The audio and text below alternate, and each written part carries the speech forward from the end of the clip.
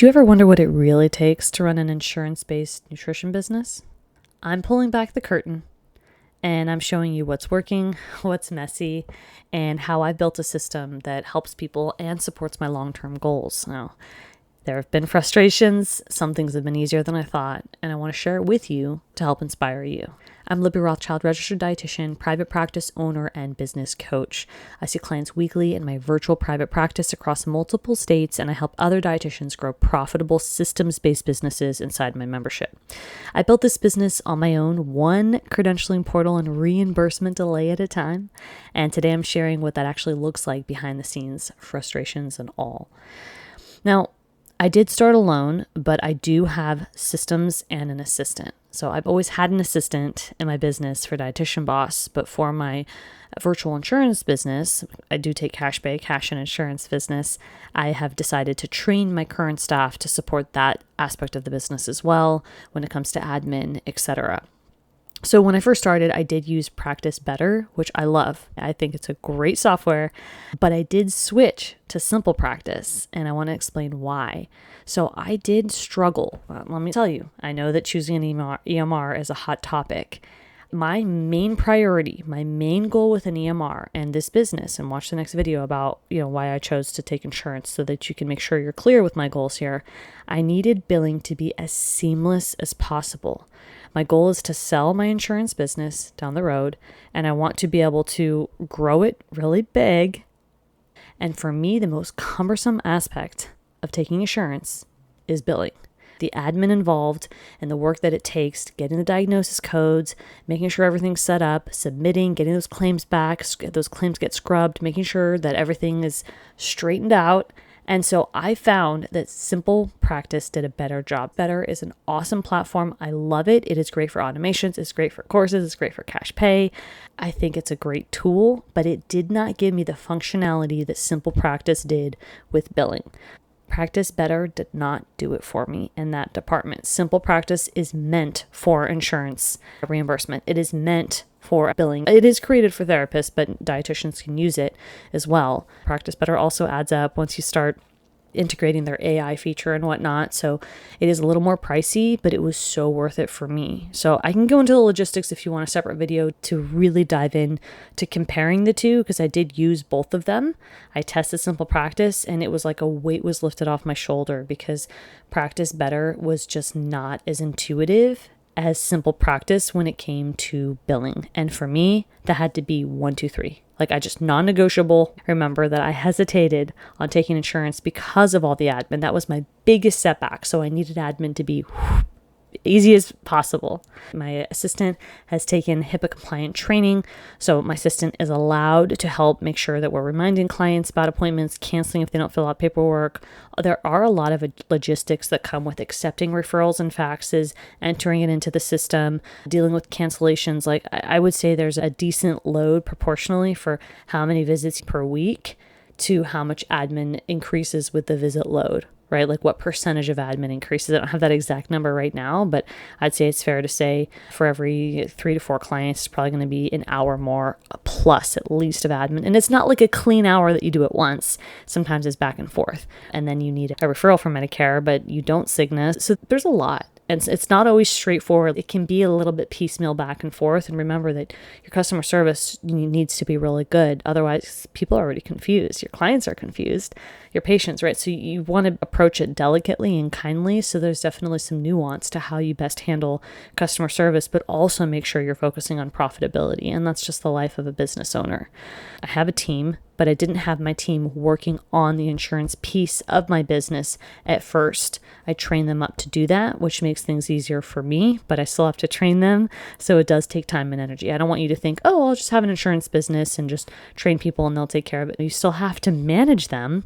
They have questions. There's still going to be some situations that come up that you're not familiar with that you're going to need to lead them. And so it does take energy no matter how you spin it.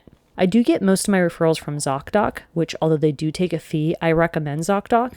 I don't see enough dietitians who praise ZocDoc, and I think the reason is because you think the fee is high, and I get that. But if you're focusing on clients coming back meaning retention. They're not just coming for one visit, they're actually going to stay with you long term.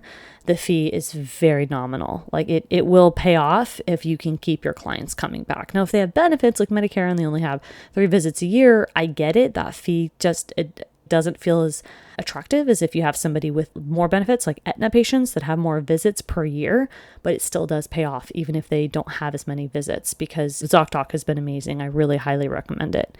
Health Profs, I get clients as well, and then word of mouth. So I'll get a family and then the mom will recommend the husband, sometimes the kids as well. If I see peds, their parents will want to see me too. So that does happen. I also have some therapists that will recommend clients to me. I'm trying to grow doctors referrals because I know that's really important, and that is an area I'm focusing on, as well as SEO. I'll be happy to share with you how that goes. I also have a no-show policy with structure, but I do leave some flexibility. There have been times when people have been confused, and if people are genuinely sick, I will have some flexibility with that and remember customer service, but I do try to be firm with holding that boundary. I have it in my policies. They sign it. It's on my website. I attach it in the email. Like they're clear what those policies are. Credentialing was rough for me particularly. I got credentialed when I was pregnant and we moved, so it was pretty stressful, and the timing I chose to get credentialed was not ideal. There were some variables in there that made credentialing more stressful and tricky for me, but it did open up some doors. And then I did pay someone to help me get credentialed the first time, and then I did it myself the second time. I did hire a billing coach who would help me out, which has been great. I really like having a coach, and that is a great way to help me move things forward faster, have accountability. There's a lot of clunky systems, Ability, CAQH, etc. So being able to navigate them with ease and hiring a coach that's more familiar with those systems from an operational standpoint. Credentialing is not fun, let's be honest. It's tedious. It can be slow. If you do try to credential with multiple payers, you might notice inconsistencies. Maybe you get credentialed faster with Aetna and slower with Cigna or something like that. And if you're looking to get credentialed in multiple states, that's another video.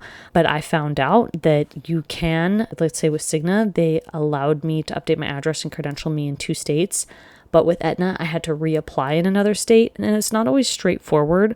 So this is the kind of stuff that gives me headaches when it comes to insurance. This is the kind of stuff is not straightforward. Even when I have a coach to help me, there are still areas that are not intuitive. The policies change, the interface of Ability changes.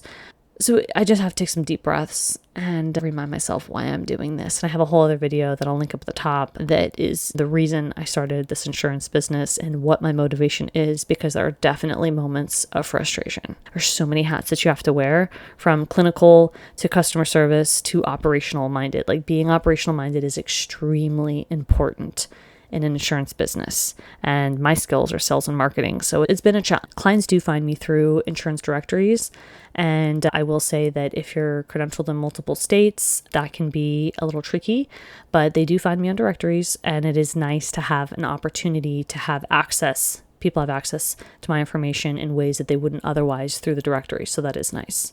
And it's not just a practice, right? This is a scalable business. Taking insurance is a scalable business.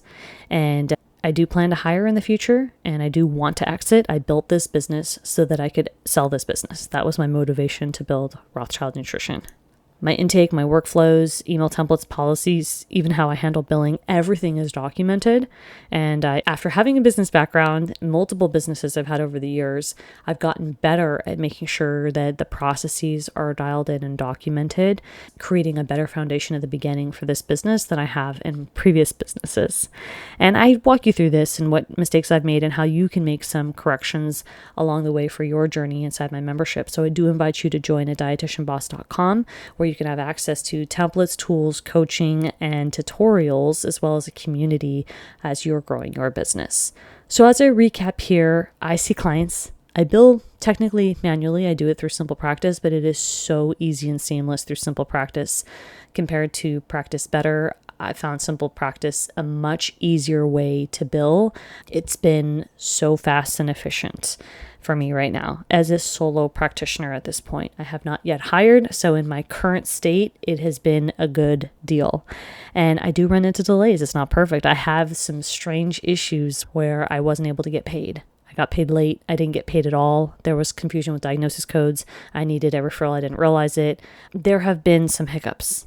right, along the way. But the systems that I have lay a good foundation, and I just go into this every day and say, I expect there's going to be discrepancies. I know there's going to be frustrations, and I have a positive mindset and say, I'm learning and I'm growing, and I'm also role modeling for you along the way. And if you want to share some of the stories of what you've encountered and how you've overcome that, I do invite you to join our community at the Dietitian Boss Library. That's our monthly membership, where you'll find other dietitians at different stages of business looking to create that flexibility in their life as well as increase profitability. So I will see you next time.